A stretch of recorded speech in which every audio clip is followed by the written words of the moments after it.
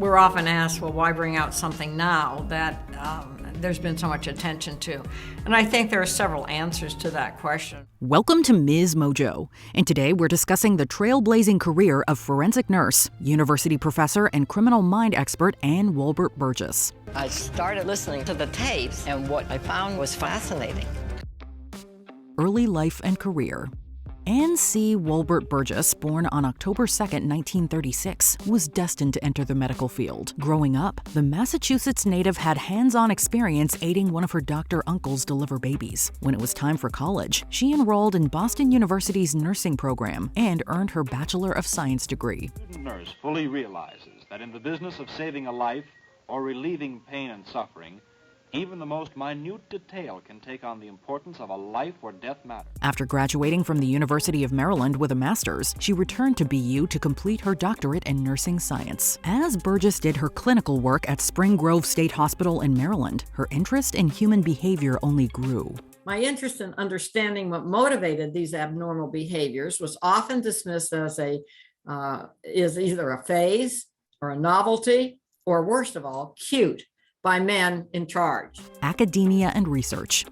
Ann Burgess became an assistant professor at Boston College's William F. Cannell School of Nursing in 1969. As she continued working with victims of violent crimes, she met sociologist Linda Lytle Holmstrom, whom she credits with fully introducing her to the world of academic research. She knew that rape was going to be a big problem. Nobody else seemed to know it except the women and what Linda was finding out.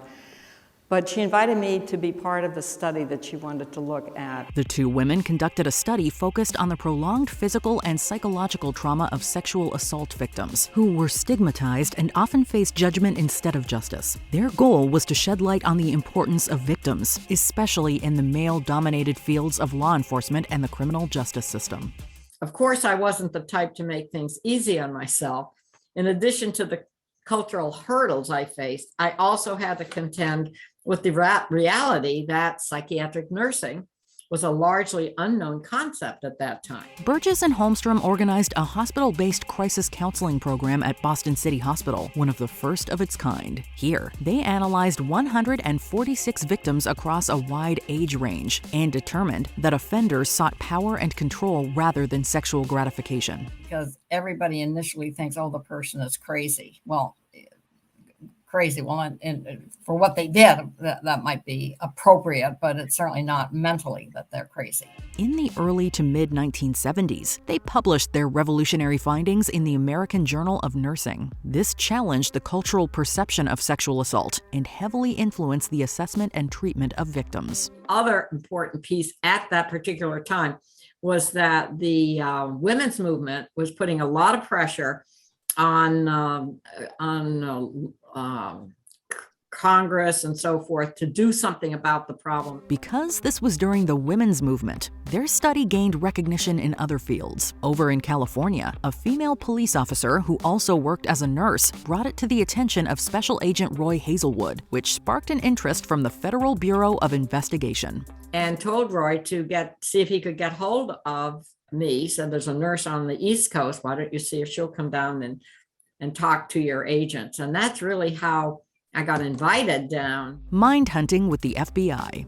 The 1970s saw a rise in sexual crimes with little to no apprehension of offenders. And the FBI knew they needed to implement new training of their agents and law enforcement offices. They were also putting pressure on all of the instructors at the behavioral science unit that they needed to do their own research. In 1978, Burgess received a surprising call from Roy Hazelwood, who then director William Webster asked to invite her to give lectures at their academy in Quantico, Virginia. She taught their agents about victimology, particularly women who endured violent crimes. She pushed us, because we never would have gone in that direction, I'm telling you, had it not been for Ann or BC. Meanwhile, in the offices of the FBI's Behavioral Science Unit, or BSU, they were already working on a criminal personality study. Special agents John Douglas and Robert Ressler did road school, traveling to local police departments and educating them in criminal psychology. As a side project, they began conducting interviews with convicted murderers behind bars, including Edmund Kemper,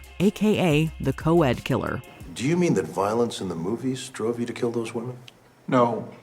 My point is, in reality, it doesn't work the way you expect. In 1980, Burgess joined them and brought not only her expertise and perspective, but also helped them develop a methodology and organize their data. They interviewed and studied 36 serial killers, finding patterns of abnormal behavior and categorizing them as organized and disorganized. Then contrast, compare, and publish. Publish. But you can't just circulate your findings within the FBI. Other departments, including higher-ups in the Bureau, paid little attention to profiling, something Burgess also faced in her sexual assault study. But the BSU still received dozens of inquiries from local investigators who needed help with solving difficult cases. Once the word was out that there might be cases that match, and in fact, that's what they were really calling it, is looking for patterns and looking for matches. And so they began to get all these cases, and they had to set limits on what they could take and so forth. One such case came in 1983, involving the abductions and murders of 2 young boys in Nebraska. Their profile helped apprehend serial killer John Joseph Joubert IV, and later connected him to an earlier unsolved murder in Maine.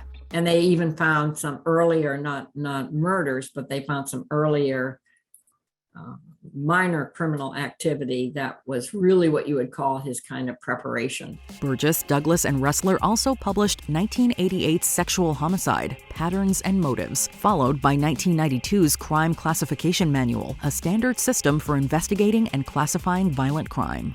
Before we continue, be sure to subscribe to our channel and ring the bell to get notified about our latest videos. You have the option to be notified for occasional videos or all of them. If you're on your phone, make sure you go into your settings and switch on notifications.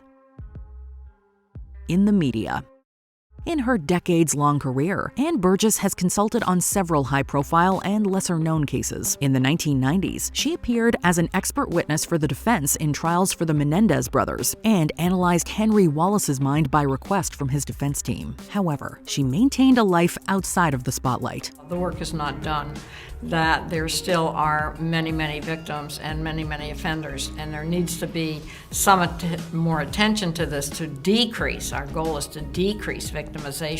Now in her 80s, Burgess continues to consult on cases, work on her own research projects, give interviews about victimology and crime, and teach courses such as forensic mental health. She's been the recipient of multiple awards, including the Living Legend Award from the American Academy of Nursing. I think that Ann is so deserving of this award because of her sustained contribution over decades to the field. Her former colleagues John Douglas and Robert Ressler authored several books about their most notorious cases, and it was the 1995 book, Mindhunter, Inside the FBI's Elite Serial Crime Unit, by Douglas and Mark Olshaker that inspired the Netflix series Mindhunter. The character of Dr. Wendy Carr, played by Anna Torv, was loosely modeled after Burgess, though Carr was a psychologist and academic rather than a psychiatric nurse. Although your project is obviously in the nascent stages, it already feels like a clear successor to The Mask of Sanity, which, as you know, is quite a compliment.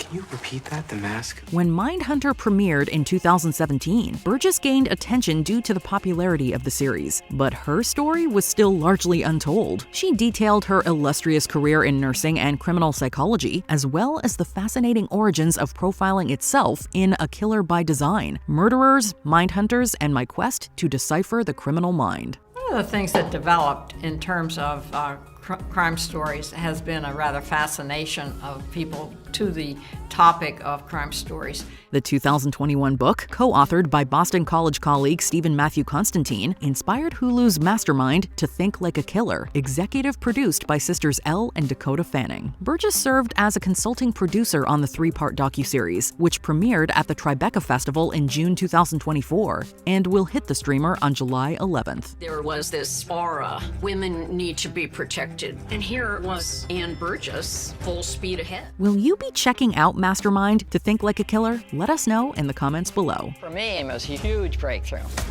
When the word got out, the program started to really expand. We were just besieged with cases.